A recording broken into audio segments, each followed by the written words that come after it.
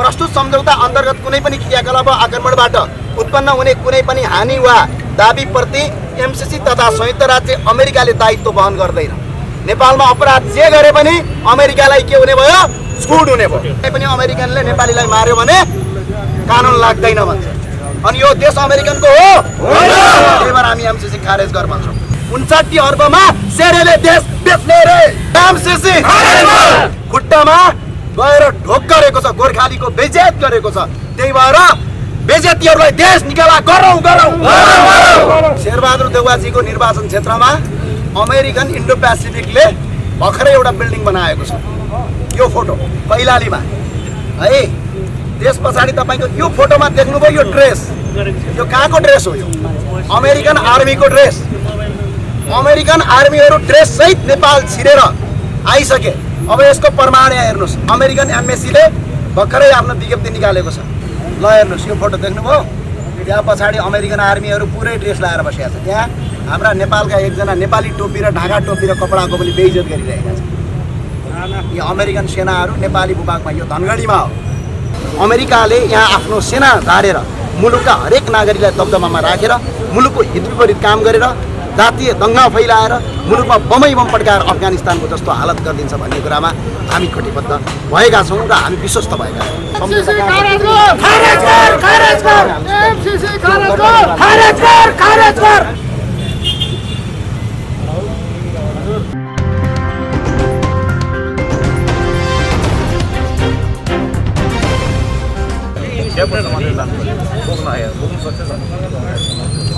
तपाईँ त्यो हुन हामी माइतीघर मण्डलबाट माथि बढ्नाइदिएन। हामीलाई माइतीघरमा ढोकेर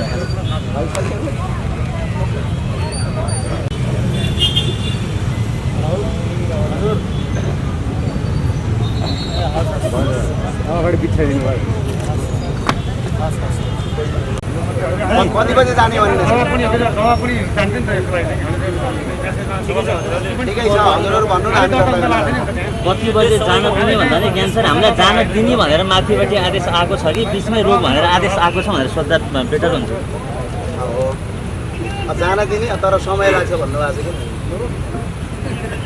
अब नागरिकले एमसीसीको विरुद्धमा दर्ता पनि गर्न नपाउने भनेपछि त यो त गैर कानुनी हो। राणा शासन जस्तै भयो नि।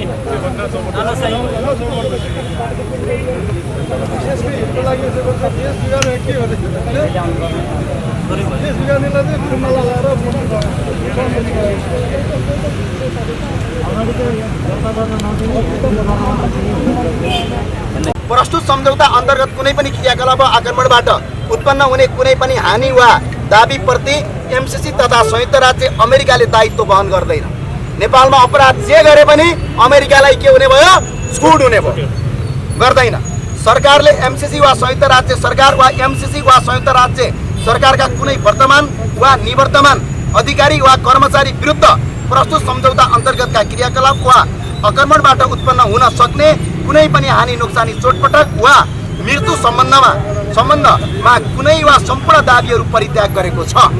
यसको मतलब कुनै पनि अमेरिकनले नेपालीलाई मार्यो भने कानुन लाग्दैन भन्छ। अनि यो देश अमेरिकनको हो? त्यही भएर हामी एमसीसी खारेज गर भन्छौँ। सरकारले उल्लेखित कुनै पनि हानि नोक्सानी चोटपटक वा मृत्यु सम्बन्धमा कुनै प्रकारको दाबी वा कानुनी प्रतिक्रिया आलम्बन नगर्ने कुरामा सहमति जनाएको छ। मान्छे मारे पनि क्षतिपूर्तिका लागि सरकार अब मौन बस्ने रे। 59 अर्बमा सेरेले देश बेच्ने रे। त्यसका लागि विरुद्धमा एमसीसी त्यही भएर हामीले यसमा विरोध जनाएका छौँ। प्रस्तुत सम्झौता अन्तर्गतका क्रियाकलाप वा आक्रमणबाट उत्पन्न हुन सक्ने कुनै हानि वा दाबीका सम्बन्धमा एमसीसी वा संयुक्त राज्य सरकारका कुनै वर्तमान वा भूतपूर्व अधिकारी वा कर्मचारीहरू नेपालका कुनै पनि अदालत तथा न्यायाधिकरणको क्षेत्राधिकारबाट उन्मुक्त रहनेछन् भने सरकार सहमत भएको छ। खुट्टामा गएर ढोक गरेको छ, गोर्खालीको बेइज्जत गरेको छ। त्यही भएर बेइज्जतीहरूलाई देश निकाला गरौँ गरौँ। यो बेइज्जत गरेका छन् एमसीसीको। हामीले एमसीसी त्यतिकै विरुद्धमा भनेका होइनौँ। भर्खरै मात्रै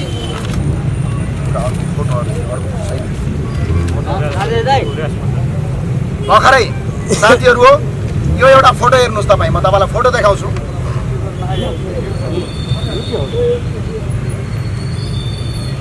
ठुलो पछाडि आयो फोटो आयो। होइन यो होइन यो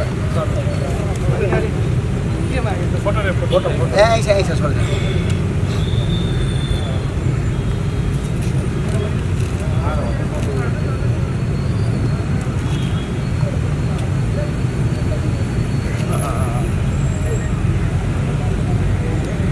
यो देख्नु भएको छ यो बिल्डिङ शेरबहादुर देउवाजीको निर्वाचन क्षेत्रमा अमेरिकन इन्डो पेसिफिकले भर्खरै एउटा बिल्डिङ बनाएको छ। यो फोटो कैलालीमा है। त्यस पछाडि तपाईँको यो फोटोमा देख्नुभयो यो ड्रेस, यो कहाँको ड्रेस हो? यो अमेरिकन आर्मीको ड्रेस। अमेरिकन आर्मीहरू ड्रेस सहित नेपाल छिरेर आइसके। अब यसको प्रमाण यहाँ हेर्नुहोस्, अमेरिकन एम्बेसीले भर्खरै आफ्नो विज्ञप्ति निकालेको छ।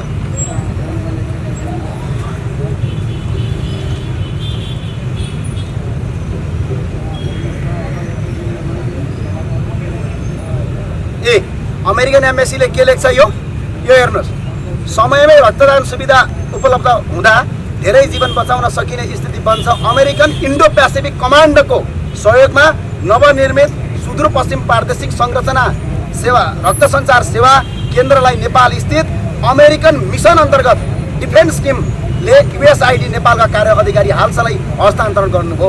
यो धनगढीको पहिलो रक्तचार सेवा केन्द्र हो। यहाँ छ अमेरिकन इन्डो पेसिफिक कमान्डो भन्छ।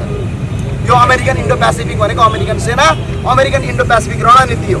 त्यसै गरी अर्को कुरा भन्छ अमेरिकन मिसन अन्तर्गत भन्छ, डिफेन्स भन्छ। रक्षाका मान्छेहरू नेपाल आइसकेका छन् र धनगढीमा शेरबहादुर देउवाले लुकाएर राख्नु भएको छ। यो फोटो नेपालका अहिले कुनै पनि ठुला मिडियाले छाप्नसम्म हिम्मत गरेका छैनन्। यो अस्पताल सहितको फोटो आइसकेका छ।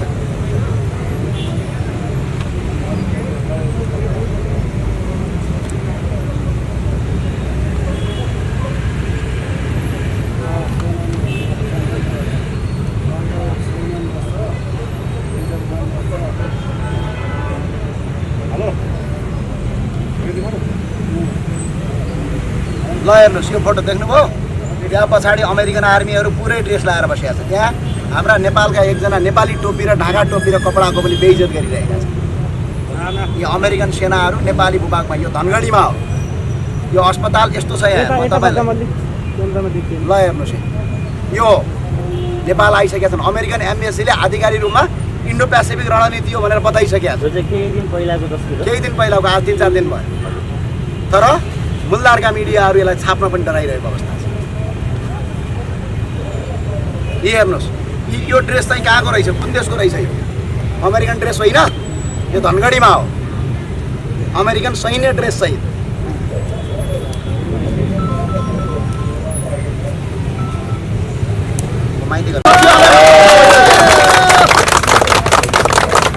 हाम्रो नेपाल हामी नेपालीले संसदको सचिवालयमा दर्ता गरिसकेको छ।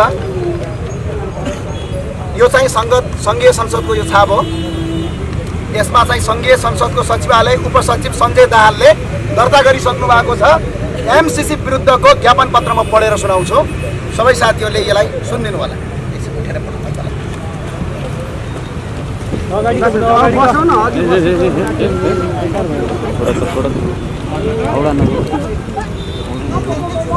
एकपल्ट फेरि तालीले स्वागत गरौँ। संसदको सचिवालयमा दर्ता भइसकेको छ। सम्मानित सभामुखज्यू, सङ्घीय संसदको सचिवालय सिंहदरबार काठमाडौँ ज्ञापन पत्र सम्बन्धमा नेपाल सरकार र अमेरिकन संस्था एमसिसी का बीचमा 77 पृष्ठ लामो सम्झौतामा भएका केही बुँदाहरूमा भएका केही आपत्तिजनक शर्तहरूले नेपालको राष्ट्रियता, सार्वभौमिकता, अखण्डता र नागरिक स्वतन्त्रता, राष्ट्रिय सुरक्षाका केही विषय राष्ट्रघाती कदम हुने भन्ने हाम्रो नेपाल हामी नेपाली अभियानको ठहर भएको हुँदा यो सम्झौताप्रति हामी गम्भीर ध्यान आकर्षण भएको छ। हाम्रो नेपाल हामी नेपाली अभियानले 2076 साल माघ महिनामा एमसिसी सम्झौताका विषयमा नेपालका 68वटा जिल्ला र विदेशमा 34वटा देशमा रहेका नेपालीहरूबाट लगभग 78 लाख नेपालीहरूको अभिमत हस्ताक्षर संग्रहण गरी राष्ट्रिय मानवाधिकार आयोग मार्फत संसद सचिवालय सिंहदरबारमा बुझाएका थियौँ। आम नागरिकको भावनाको सम्मान गर्दै नेपालको समग्र हितका पक्षमा काम गर्नका लागि नेपाली जनताले मतदान गरी पठाएका माननीय सांसदज्यूहरूलाई राष्ट्रको हित तथा नागरिकको हित विपरीत निर्णय गर्ने नैतिक अधिकार हुनु हुँदैन भन्ने कुरामा आम नेपाली नागरिक सचेत छन्। हाम्रो बुझाइमा नेपाल र नेपाली नेपालीहरूको समग्र हित एवं विकासका लागि नेपाल सरकारले भ्रष्टाचारलाई अन्त्य गर्न आयकर एवं लाभ कर छलीलाई पूर्ण रूपमा अन्त्य गरी पारदर्शिता र जवाबदेहितालाई पूर्ण पालना गर्ने कुरामा ध्यानमा राखी काम गर्न सकेमा हाम्रो देशको साधन स्रोतको उचित प्रयोग प्राप्त हुन्छ भन्नेमा हाम्रो अभियान ठहर गर्दछ। एमसिसी परियोजनाबाट प्राप्त हुने 50 करोड अमेरिकन डलर बराबरको रकम हाल नेपालमा काम गर्दै आएको एनसेलबाट प्राप्त हुने लाभ कर नै काफी हुने प्रमाणित भइसकेको कुरा प्रमाणित गरिदिएको छ। नेपाल सरकारले विदेशी दातृ निकायहरूबाट सहयोग लिनु पर्दछ, तथापि लिएका सहयोग वा ऋण नेपालको राष्ट्रियता, सार्वभौमिकता, अखण्डता र नागरिक स्वतन्त्रता सुरक्षा लगायतको प्रतिकूल हुनु हुँदैन भन्नेमा हाम्रो मान्यता रहेको छ। त्यसैले नेपाली जनताको चाहना भावना विपरीत हाल संसद सचिवालयमा दर्ता भएको एमसिसी सम्झौता अविलम्ब तत्काल खारेजका लागि सम्माननीय सभामुखज्यूलाई यसै ज्ञापन पत्रद्वारा सचेत एवं ध्यानाकर्षण गराउन चाहन्छु। आशा छ सम्माननीय सभामुखज्यूले नेपाली नागरिकको भावनाको उच्च सम्मान गर्नुहुनेछ भन्दै हस्, धन्यवाद। हाम्रो नेपाल हामी नेपाली अभियान हामीले दर्ता गरिसकेको छ। क्यान्सर थोरै भनिदिनुहोस्, तपाईँ माइती घरमा हुनुहुन्छ, अहिले पनि तपाईँहरू सिंहदरबार जान खोज्दै हुनुहुन्थ्यो, प्रहरीले चाहिँ हामी स्कटिङ गरेर लान्छौँ तपाईँले बरु भनिरहनु भएको थियो, यता ल्याएर घेराबन्दीमा राख्नु भएको थियो, दर्ता कसरी भयो? हाम्रो एउटा टिम पहिले दर्ताका लागि अघि नै गइसकेका थियो। हजुर, हामीलाई पहिल्यै थाहा थियो कि प्रहरीले हामीलाई दर्ता गर्न दिँदैन। हजुर, त्यो भएर हामीले हाम्रो एउटा टिम चाहिँ दर्ता गर्न पहिले गइसकेका थियो, त्यो टिमले दर्ता गरेर फर्किसक्यो। हजुर, प्रहरीहरू चाहिँ तपाईँहरूलाई रोक्नतिर लाग्यो र अर्को टिम चाहिँ दर्ता गर्नतिर लाग्यो, अर्को टिम चाहिँ दर्ता गरेर फर्किसक्यो। अनि त्यो भएर यो दर्ता भइसकेको छ र सम्पूर्ण नागरिकलाई मेरो आग्रह के छ भने कुनै पनि दल र पार्टीभन्दा माथि उठेर एमसिसीको विरुद्धमा देशव्यापक एकजुट हुन अनुरोध छ। हरेक नागरिक, हरेक पार्टी, हरेक सङ्गठनका मान्छेहरू एकजुट बनाऊ, राष्ट्रघाती एमसिसीलाई खारेज गरौँ। यदि यो एमसिसी लागू भयो भने भोलि हाम्रो देशको स्वाभिमान हामीहरू कोही पनि यो देशमा तपाईँको सुरक्षित रहँदैन। चाहे त्यो आर्मी होस्, चाहे त्यो प्रहरी होस्, चाहे त्यो पत्रकार होस्, चाहे कुनै व्यवसायी हो, कोही पनि सुरक्षित हुँदैन। अमेरिकाले यहाँ आफ्नो सेना झारेर मुलुकका हरेक नागरिकलाई दबदबामा राखेर मुलुकको हित विपरीत काम गरेर जातीय दङ्गा फैलाएर मुलुकमा बमै बम पड्काएर अफगानिस्तानको जस्तो हालत गरिदिन्छ भन्ने कुरामा हामी कटिबद्ध भएका छौँ र हामी विश्वस्त भएका छौँ। त्यो भएको हुँदाखेरि सम्पूर्ण नागरिकलाई हाम्रो अविलम्ब के छ भने एमसिसी विधेयकलाई संसदबाट कुनै पनि हालतमा खारेज गर्नका लागि देशका प्रत्येक नागरिकहरू एकजुट बन्नुहोस्। आफ्नो आफ्नो क्षेत्रका माननीय सांसदहरूलाई एमसिसीका विरुद्धमा जागरुक गर्दै विभिन्न दल पार्टीहरू जहाँ हुनुहुन्छ, जुन क्षेत्रमा हुनुहुन्छ, सबै एकजुट बन्नुहोस्। एमसिसी पहिलोपटक संसदको सचिवालयमा खारेजका लागि दर्ता भइसकेको छ र यसका लागि अब खारेज गर्नका लागि सम्पूर्ण देशभरिका युवा साथीहरू, नागरिकहरू, पार्टीका मान्छेहरू, नागरिक समाजका अगुवाहरू सबै एकजुट हुन हामी हार्दिक अपील गर्छौँ। हस्, जय नेपाल, धन्यवाद। Thank you.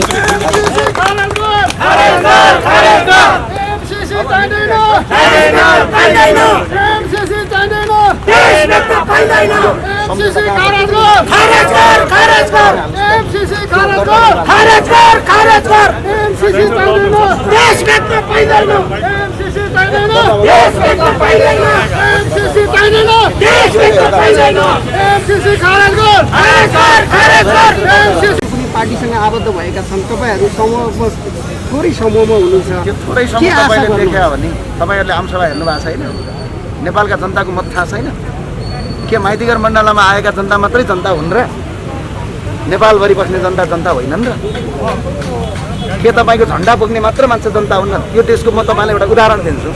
यो देशको जनसङ्ख्या कति छ? 2 करोड 62 लाख छ करिब। अघिल्लो सेन्सस अनुसार 2 करोड 62 लाख मध्ये 80 लाखले मात्र भोट हाले करिब होइन, 80 लाखले मात्र भोट हाले।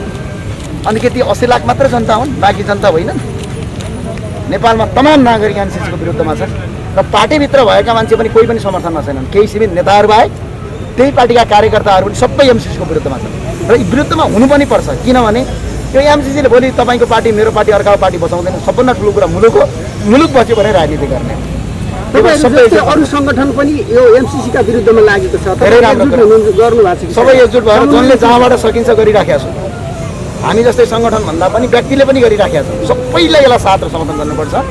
हरेक ठाउँबाट नागरिक एकजुट बन्नुपर्छ भन्ने हाम्रो धारणा छ। तपाईँको यो प्रस्तावमा नि जस्तो एमसिसीको कुनै बुँदाहरूलाई संशोधन गरेर पास गर्ने भन्ने छ कि या टोटली खारेज? होइन, एमसिसी सदनबाट टोटल खारेज हुनुपर्छ। पास भयो भनेपछि मन्त्रालयबाट पास हुने हो। यदि बुँदालाई अनुमोदन गरे पनि मन्त्रालयबाट हुने हो, क्या सदनबाट होइन। त्यो बुँदालाई चाहिँ संशोधन गरेर पास भयो भने सदनबाट पनि हुँदैन।